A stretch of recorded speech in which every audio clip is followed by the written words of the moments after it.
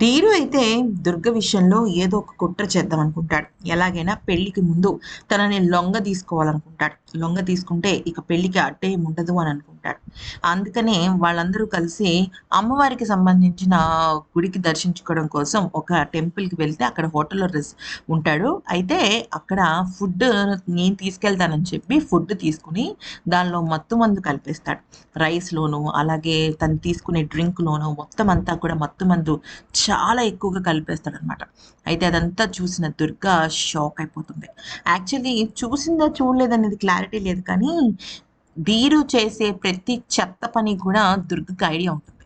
అయితే ఇక తిను దుర్గ అని చెప్పేసి ప్రేమగా తనకిస్తే తను కూడా తీసుకుంటుంది. తీసుకున్న తర్వాత కోపంగా చూస్తూ దాన్ని అటు ఇటు, ఇటు అటు, ఇటు అటు అన్నం కలుపుతూనే ఉంటుందనమాట. అయితే అది చూసి ధీరు షాక్ అవుతాడు. ఏంటి ఇలా కలుపుతోంది అన్నట్టుగా అనమాట. మరి ఈ వీడియో నచ్చితే లైక్ చేసి సబ్స్క్రైబ్ చేసుకోవాలి కదా!